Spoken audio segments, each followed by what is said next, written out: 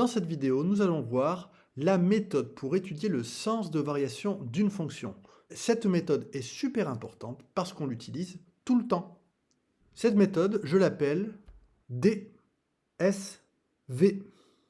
Tout d'abord, je calcule la dérivée. D, c'est pour dérivée. Ensuite, j'étudie le signe de la dérivée que j'ai calculée. Donc S, c'est pour le signe de la dérivée. Et enfin, je déduis de ce signe le sens de variation de f. Donc v, c'est pour les variations de ma fonction. C'est quelque chose que vous allez faire plein de fois cette année, alors que ça soit pour des questions de maximum, de minimum, ou alors parce qu'on vous demande clairement d'étudier le sens de variation ou de donner un tableau de variation. Dans tous ces cas-là, il faudra certainement faire cet enchaînement, dérivée, d, signe de la dérivée, s, puis variation de la fonction de départ. Alors attention à quand est-ce qu'on est en train de parler de la dérivée et quand est-ce qu'on est en train de parler de la fonction. Allez, on s'entraîne sur deux exemples.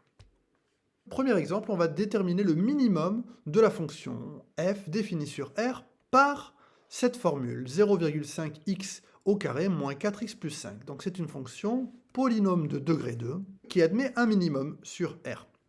Quand on vous pose une question sur un minimum ou sur un maximum, ce qu'il faut faire, c'est le tableau de variation de la fonction.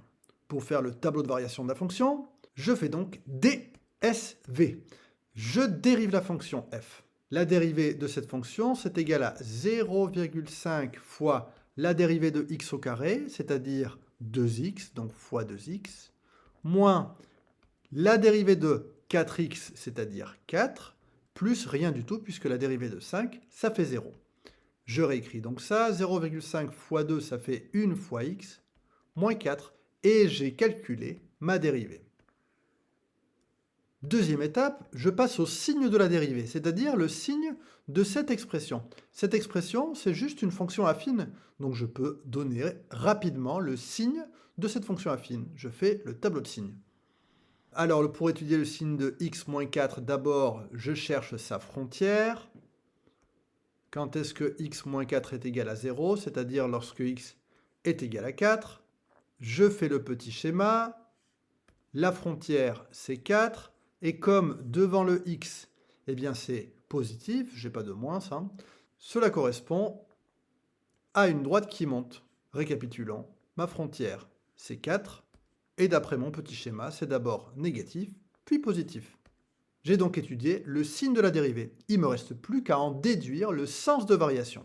Donc dernière partie, pour obtenir le sens de variation de ma fonction, j'utilise la propriété qu'on a vue dans le cours. Lorsque ma dérivée est négative, cela signifie que ma fonction sera décroissante.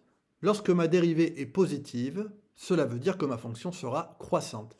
J'ai fini mon enchaînement D, S, V, dérivée, signe de la dérivée, variation de ma fonction, j'ai terminé. Il ne me reste plus qu'à voir si j'ai répondu à la question. Alors, on me demande le minimum. Donc le minimum, c'est cette valeur-là qu'il faut que je calcule. L'image de 4 par ma fonction, attention, hein, ma fonction f de départ. C'est égal à 0,5 fois 4 au carré, moins 4 fois 4 plus 5. Ça fait 0,5 fois 16, moins 16 plus 5. C'est égal à moins 3. L'image de 4, qui est le minimum, vaut moins 3. Je peux répondre à ma question. Le minimum de f sur R est moins 3. Ce qu'il faut toujours faire, c'est de vérifier à la calculatrice au moins que ça colle avec la réalité.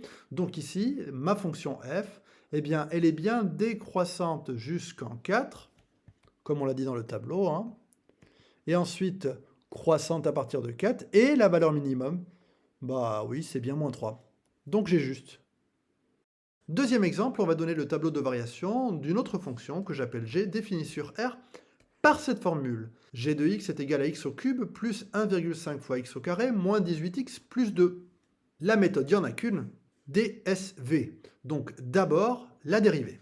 La dérivée de ce polynôme est facile à calculer, encore une fois. Donc la dérivée de x au cube, c'est 3x au carré, plus 1,5 fois la dérivée de x au carré, c'est-à-dire 2x, moins la dérivée de 18x, c'est-à-dire 18, plus rien du tout, la dérivée de 2, c'est 0. Je peux quand même réécrire ça, ça fait 3x carré, plus 1,5 fois 2, ça fait 3 fois x, moins 18. Et voici ma fonction dérivée. Maintenant, étudions le signe de la dérivée. Et le signe de la dérivée, on a vu que pour l'étudier, il faut connaître une forme factorisée de ce polynôme de degré 2. La méthode que nous avons vue en classe, c'est de chercher des racines à la calculatrice, et avec ces racines, donner une forme factorisée.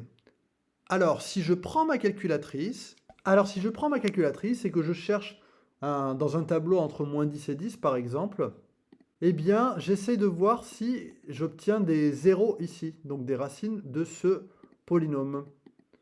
Ah, en moins 3, ça fait 0. Et en 2, ça fait 0 aussi. Donc vous voyez, ici, j'ai les deux valeurs pour lesquelles le polynôme s'annule. Les deux racines, d'après la calculatrice, sont moins 3 et 2.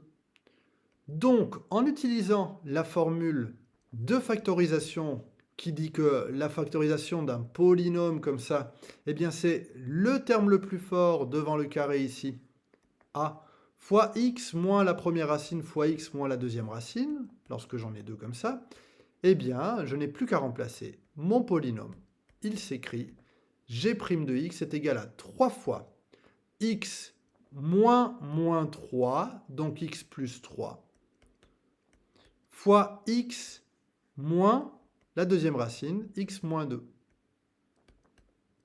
Et donc, j'ai ma factorisation de ce polynôme. Je peux donc en faire le tableau de signes facilement.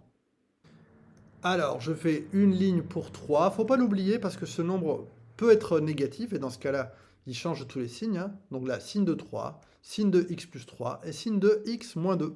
Et j'en déduirai ensuite le signe du produit qui est ma fonction dérivée. Donc 3, son signe, c'est positif. X plus 3, sa frontière, eh bien c'est moins 3. Et parce que devant le x, eh bien c'est positif, c'est une fonction affine croissante. Et donc c'est négatif puis positif. J'étudie d'abord la frontière de x moins 2 avant de compléter mon tableau de signes. X moins 2 égale à 0, sa frontière, ça sera 2. Et pour la même raison, parce que devant le x, eh bien c'est positif, c'est aussi une fonction affine croissante. De toute façon, vous allez toujours obtenir les deux racines pour les deux frontières. Moins 3 et 2. Alors, moins 3, c'est la frontière de cette partie, et c'est donc négatif puis positif. 2 est la frontière de l'autre facteur, et c'est donc aussi négatif d'abord, puis positif ensuite, comme je peux le lire ici. Et je n'ai plus qu'à appliquer la règle des signes maintenant. Plus par moins, ça fait plus. Plus par moins, ça fait moins.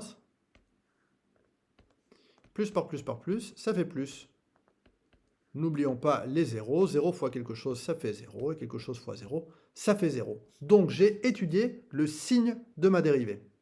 D, S, V. J'en déduis les variations de ma fonction.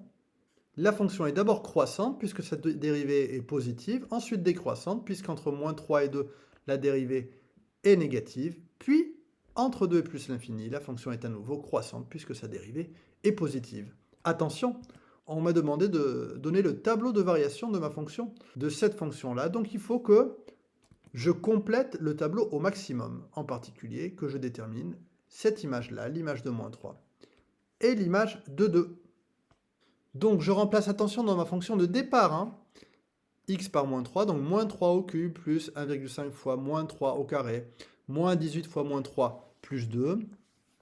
À la calculatrice, j'obtiens que ça fait 42,5. Et pareil pour l'image de 2. 2 au cube plus 1,5 fois 2 au carré, moins 18 fois 2 plus 2.